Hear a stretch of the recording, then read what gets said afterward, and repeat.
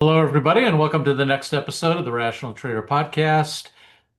I'm JD. With me is my co-host Louis Navellier. It's another summer Friday, Louis. Happy August 1st, Yeah, your hot favorite month. everywhere. Hey, cool.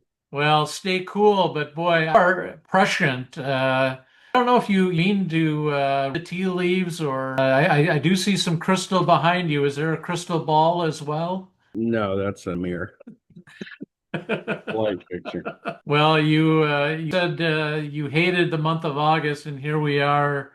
The Nasdaq's down over 2% today. The jobs report disappointed, and King Henry VIII is chopping off the head of the Bureau of Labor Statistics leader, whoever that is. I don't know her name, but she's losing her job. Well, they screwed up. They have a lot of weird seasonal adjustments. We knew last month was inflated because it was mostly teachers. And of course, teachers got laid off in the summer. So it's very sad. I look at ADP because ADP is actually more accurate. They actually do the payrolls. And yeah, it can't do their job if they got bad data. So yeah, the revisions were horrific. Okay. So get to Christopher Waller and Michelle Bowman, who knew there was a problem, and of course Trump called Powell a moron and called for a palace coup or a I'm mutiny. surprised. I wouldn't not be surprised if this weekend he fires Powell. I know you can fire him, but the Fed can't have a meeting and decide to cut before, because see, the Fed's not looking at data. That's the whole problem. Right. And Powell was adamant that there's inflation out there. Um, Tariffs have been more finalized, but they could be more. There will probably be an update here soon, and but they say in a nice way. The negotiating goes on. I Go mean, back. yeah, next 90-day reprieve.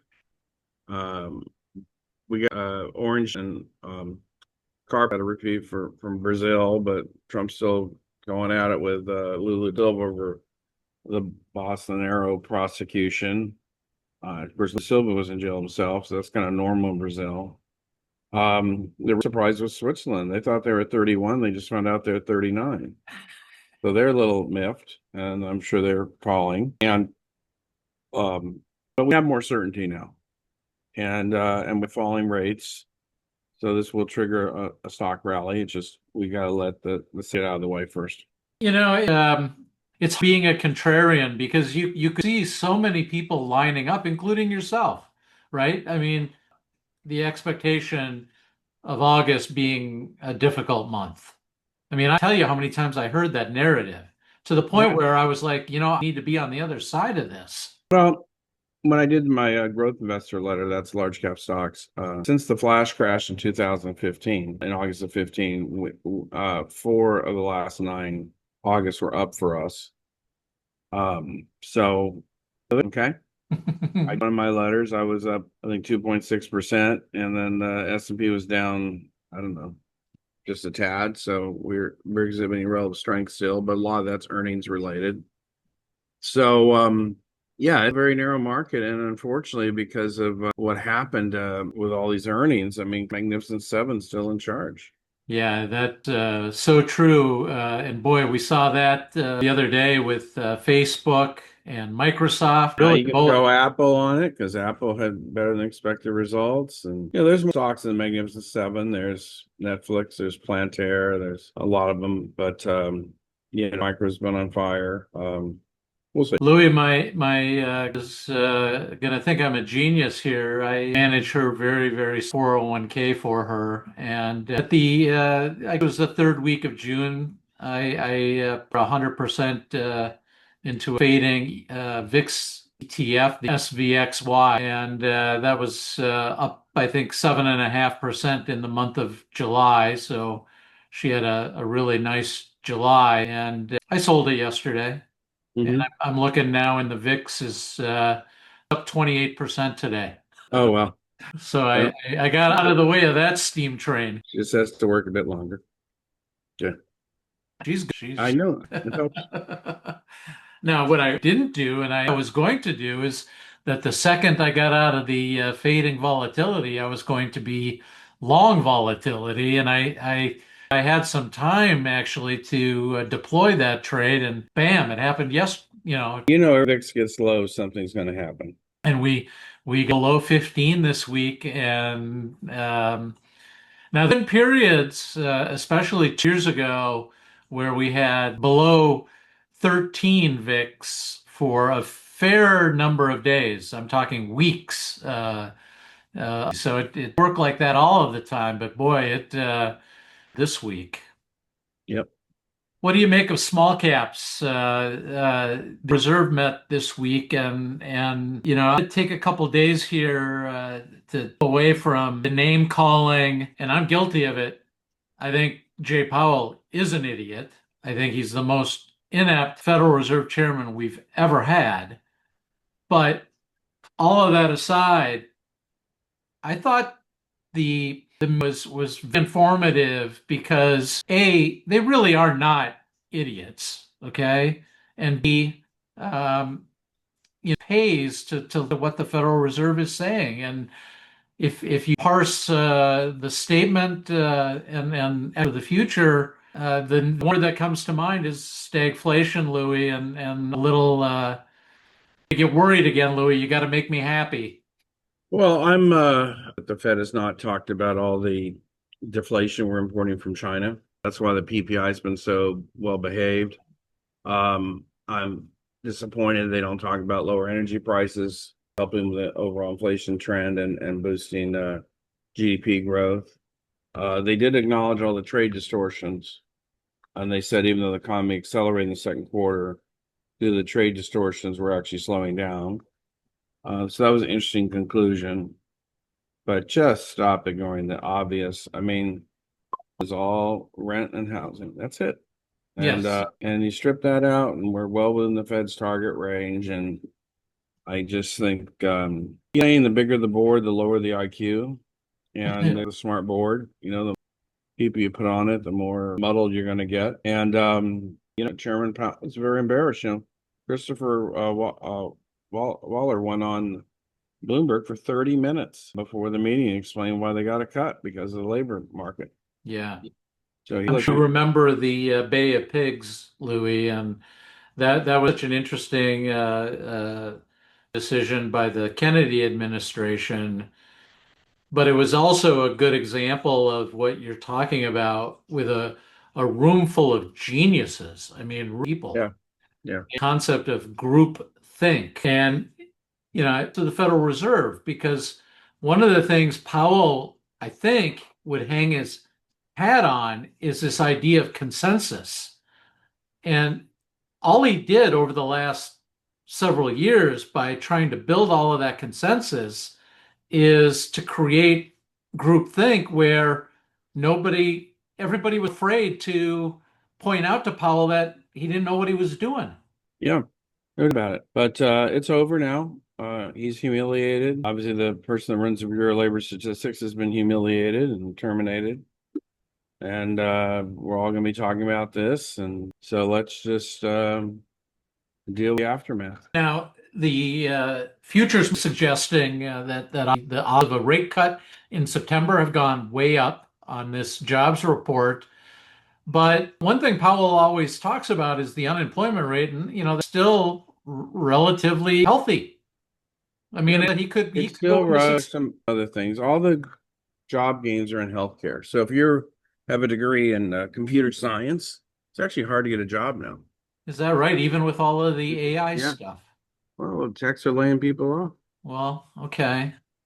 But Zuckerberg at Meta was rolling out So is Amazon. So is Microsoft. Yeah, that's not good. Right. Well, that's why all of this is a big giant deflationary bomb that's coming. But yeah, economists are trained not to have deflation. So if I was the Fed, I'd be cutting right now. I'd have an emergency meeting cut because they had bad data. Do you think they will? No, I think they're going to be on vacation. It'll be buttheads. When's their meeting in Jackson Hole? It's 6 weeks. So they have the Jackson Hole. That's a Kansas City has a conference in Jackson Hole around Labor Day. So, What but I thought. that's done. They'll Okay. have a meeting shortly thereafter.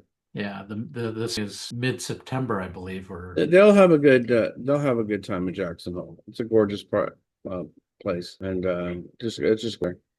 yeah.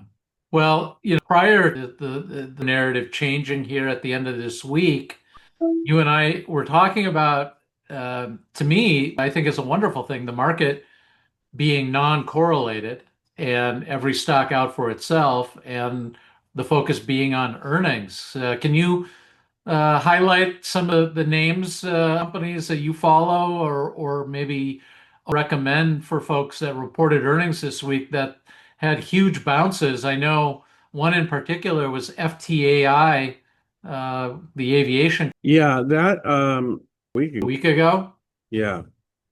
Um, so so Carvana was yesterday. Okay, they popped the time. It was a 20% surge for a one anyway. And let me No, have this. FTA, Louis, FTAI was yesterday. The It was? stock was up like 26%. Oh, okay. They gave some guidance earlier. Okay, good. Well, You're welcome. Congratulations, because I know that's one of your yeah, stocks. yeah, yeah. A lot of stocks surging. Climb Global Solutions surged. ARGX, the biotech surged. Card surge. App Loving. We have stocks going up in anticipation of earnings that haven't fully surged yet. The insurance companies, their mojo back, Allstate, Progressive, ERJ surged. They're taking the tariff off of them. But yeah, been by Navellier, Supermicro, which have been very, very strong. By and large, the earnings are working just fine. So that's Yeah, just and despite it being kind of a board down day today, Mhm. I'm noticing, up to a dozen Two Sigma trades that are open at the moment, and half of them are higher today. Yeah, no, we're exhibiting relative strength. Yeah. The end looking for an opportunity to manipulate. And you mentioned the flash crash. This is the perfect time for these funds, Citadel, to come in and steal money from the market. Yeah, and that's a big problem. But you don't see the selling as any sign of potential with the economy. No. Trump is concerned that Powell is too late. Is he too late? It is too late, but it's still seasonal shenanigans. We're still in the midst of seasonal shenanigans. Okay. Actually, it'll continue for 6 more weeks. Now, if you take Trump at his word and Powell is truly too late, let's take a look at what that implies. I mean, basically, we're going to have a recession. Yeah, absolutely. But I don't think we will because the onshoring is real and it's tremendous. And tax receipts from the tariffs, or they're not tax receipts, Well, they're they were tariff they're receipts. going to be 60 billion a month soon, and it's going to really help pay things down. Yes. Money supply is growing, Louis, and I know when you follow quite a bit, and I do as it's hard to a contraction when money supply is expanding like it is. That's correct. That's correct. Any sectors that you're focusing on? Are you seeing None. narrowness Not a sector market. I mean, to the energy individuals? could be in pipelines and midstream and companies related to the natural gas boom. And in tech, you got to be more semiconductors. And that's it. But you can't follow semis, you know. It's related to AI that's monetizing AI. That's where we're at. A stock in Two Sigma back in February, I know is back on your radar. It's a Hong Kong center Yeah, company, VNet. VNet, VNET, yeah. Tell folks a little about VNet. Main reason I bought it is if you read the DeepSeek news, DeepSeek wasn't working. We don't know why it was crashing, but there was rumblings that Asia didn't have enough cloud centers. So we bought VNet. It did have good forecasted sales and earnings, and we bought it because of that. And then they missed, got punished, but it's been trying to come back, and I'm going to hold one more quarter, and then I'll assess the situation. Well, they were punished quite a bit, because I traded around Liberation Day. Hmm. Big mistake because I ended up buying it before Liberation Day. And with it being a Hong Kong-based company, it got caught up in the whitewash of that tsunami. Yeah. It's, I have no ADRs. I've never had an issue with any of them. So I check all the hand, and once they list here in the form ADR, they're I wouldn't say they're bulletproof, but they're reliable. there was that one period, around 2010 when I can't remember the broker that brought a lot of the Chinese companies to market. Was it Roth? Not only do our ADRs, so there was this thing you could list in America and get your paperwork in order in about 18 months. I didn't go for it. I check everything by hand before I recommend it. So That's wise, and sure we're a background that that's easy. yeah. So I want real sales, I want margin expansion, all that good stuff. So when they list in America in form of ADR, then we get quarterly financials. They're not required to have quarterly unless they have an ADR. Most of Europe is I'm just looking at Nova Nordisk. Is that an eight? That is not. that's an ADR as well. Yeah. Yeah. Let's talk about Nova. I know at one point you not only liked the cut, you owned it in client portfolios, then you sold it very wisely. Um, there seems to be a main issue with respect to not being able to supply all of their demand. And I don't want to use the mismanagement, but clearly there are issues that are impacting profitability. And that stock absolutely hammered here once again this week. It was already down some Yeah. 50%. And I think it lost another 50%. All right. It's very simple. They dominate diabetes medication. The weight loss drugs came from the diabetes medication. Most Americans, not you to run, but your normal sedentary American is a borderline diabetic. I struggle with my weight. I mean, There you go. it's You gotta get yourself a little liposuction device. You just put it in your belly button and your I girlfriend. gotta stop eating. I spent some time Madre, right? And Yeah. she's queen, so Yeah. So going back to all this is the market is okay. And that's why I keep saying there's a magnificent one called NVIDIA. I realize that, the Amazons and the Apple have got their mojo back temporarily, and they're monetizing AI, especially Meta and Microsoft. But it's still a shockingly market. But the data center build out is real. We had things like Quanta Services, Comfort Systems, FIX, that's commercial air conditioning. The people are making these data centers. We had an independent power supplier, Vertiv VRT, have blowout results. I got a friend, they got some problems with their down there right now. The grid's under strain.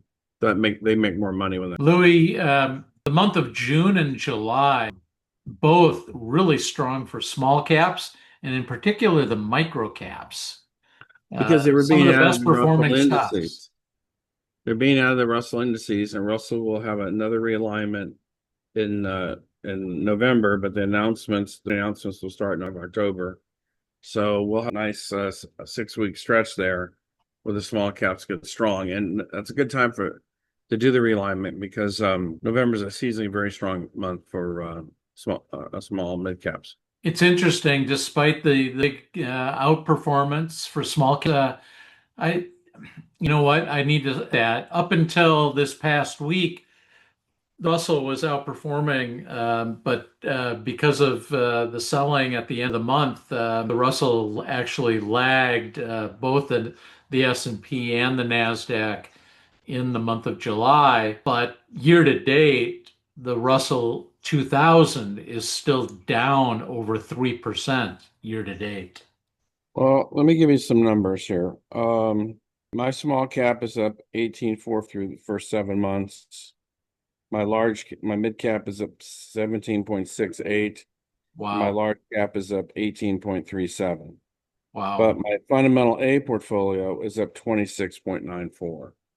So fundamental A just picks the best ones regardless of cap. This is not a Hey, cap. this is a good time to folks. How can they, Louis, Well, they have to open a managed account and or buy newsletters. and how can you read? What's the best reach you? And I'm assuming you're working with I'd like everybody to start with the newsletters. There's two ones you can sign up for. One is called Navellier Market Mail, and that's on Navellier.com. Okay. At NavellierGrowth.com, you'll be directed to Market 360, which is our publisher. Sign up for that. So sign up for the free stuff first. And then once you sign up for the free stuff, we'll be informing you along the way. The issue with me, though, where I don't always fit, is I pay attention to fundamentals. So a lot of people think I'm clinically insane. And the biggest ones are the institutional managers, because institutional management nowadays is not fundamentals. It's all about tracking and beating and matching the benchmarks. In fact, this exam is all about tracking. So if you beat the market, they think you overweighted a stock and Of took a course, risk. So they that's don't know. They don't understand what alpha is. correct. Well, I'm so old it didn't exist in my textbook.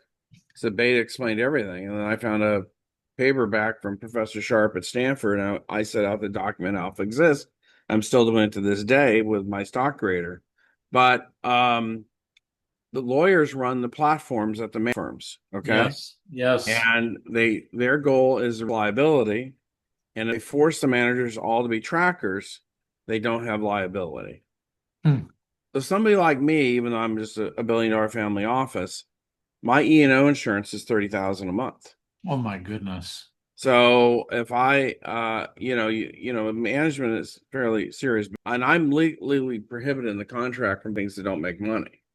So sometimes my publisher will do something on an up and coming technology, and I don't put it in the managed accounts unless the client asks me to, because it's not profitable. I will buy stock when it goes from negative to positive earnings on the first quarter, but yeah, the entire management industry is closet indexing. Okay. Sure. And then, of course, the corruption industry is if you do your indexing with ETFs and the daily spreads are bigger than the daily. So the more that they get you to trade the ETFs, the more you dig yourself a hole. If I'm ever with a group leaning liberals and I start talking about tree huggers, they immediately think I'm talking about I'm actually talking about portfolio managers that Yeah, like to bracket the indexes. I know. Yeah. By the way, I'm from Berkeley and I'm fully everything liberal. I think one of the most distressing things that's going on now in the green movement is they're anti-tree. They want to capture the carbon mechanically and put it in rocks. And why can't we just plant more trees? Don't they absorb carbon dioxide? That's So, what I thought. I mean, that's why we were upset about the. the Amazon has sandy soil. You strip that and then stuff, but that soil is pretty worthless after 2 or 3 years. So you got to go fall another forest. And the other problem with the green movement is they're anti-fertilizer, especially chemical fertilizers. So this is one of the reasons it's going to have to succeed from Canada eventually, because if Mark Carney gets his way, there'll be no chemical fertilizers, no fossil fuels by 2050.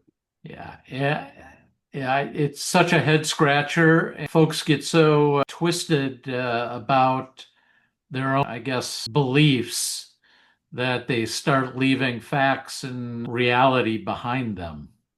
Yeah, no, and it's also a big payday for these people because they get, they get Well, all that's the the Department of Energy. They pass out all kinds of contracts between the time Trump got elected before he was sworn in.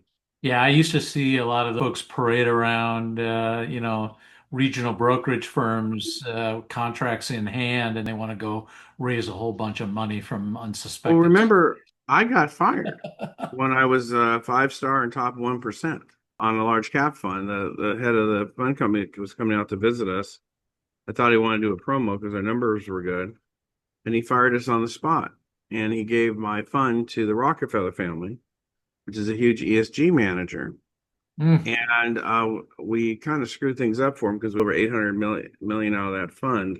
It created a big tax time bomb that screwed it up. But yeah, he thought that ESG was top 1%. And he has since been fired and removed from the mutual fund industry. He was the head of Pioneer, and then they had a Touchstone investment. So I've been through that, and that, of course, the Rockefeller family's record wasn't any good, so they needed my record to sell, Yeah. And which what is is the minimum for a client that you work with? So people, our average client's probably a little over now, but we can do a good $250,000. We might have to have a couple different strategies because our minimum I would is highly 100,000. encourage folks to, to Louis, sign up for Market Mail and get in contact. He's very accessible. Yeah, Talk to him directly, or you yeah, can talk. I know you have folks that specifically target the private client groups, and those folks are really knowledgeable as well. yeah. And we're cheaper than other managers because we don't manage for profit. So, and I personally don't pay myself at all because I don't want to get in for having a newsletter business. But the main thing is our fees are very low, and if people don't like our low fees, we're willing to manage money for 10% of profits billable annually. So there'll be no bill for a year, and only if we make you money. That sounds like a really good deal. Well, that's why I never had a hedge fund. I don't need one because I just do manage percent Yeah, of profit. managed accounts work for you. And Mhm. that's basically a performance fee, very similar to what the Yeah, with no fixed fee, but we have to wait a year. It's SEC Rule 2053. So they're the ones that put the annual requirement on us. Okay. Well, Louis, good stuff, and I highly encourage folks to said sign up for your market mail and start a relationship with get like sign up for a newsletter, what they do. But boy, like you were talking about the Russell 2000 might be to date, but your small caps are doing extremely Yeah. well. Yeah. No, it's a very narrow and working finding the creme de la creme. Yeah, and I've been blessed to have a kind of front row seat to what I'll do, and I just have nothing but great things to say about it. So, We appreciate it, Jamie. okay, Louis, let's wrap it up. Any final as we get deeper into the month Well, of August? we had an ISM manufacturing report come out after the Labor Department. It still shows that we're sputtering there, but that should pick up. We'll get retail sales some coming out. We'll have to check that, but I'm confident we'll be okay. It's just summertime, and I think if you want to save, just invest in mid-September after tax day. There's a lot of selling pressure up to mid-September so people can pay their estimated taxes. But I think there will, because second half of September will be a great time to invest. Yeah, and I guess what I would say to folks is just be aware of the manipulators, and the best thing you can probably do. I mean, your your your portfolio is there's nothing you can do if you own the right stocks. Can a good stock get that? I think what's great about said this more times than guiding folks through these, what can be, and we're near a difficult time, but just a So we like to say good stocks fall like fresh tennis balls and bad stocks fall like rocks. So you just got to have fresh tennis balls in your portfolio. Hey, I love that analogy. Okay, Louis, thank you very much as always. All your thoughts and comments. This is JD for the Rational Trader Podcast. Louis and I'll be back next week, and we'll break down all the economic data and whatever manipulations going on. Louis and I will be sure to talk about it. Take care, everybody. We'll see you all next week.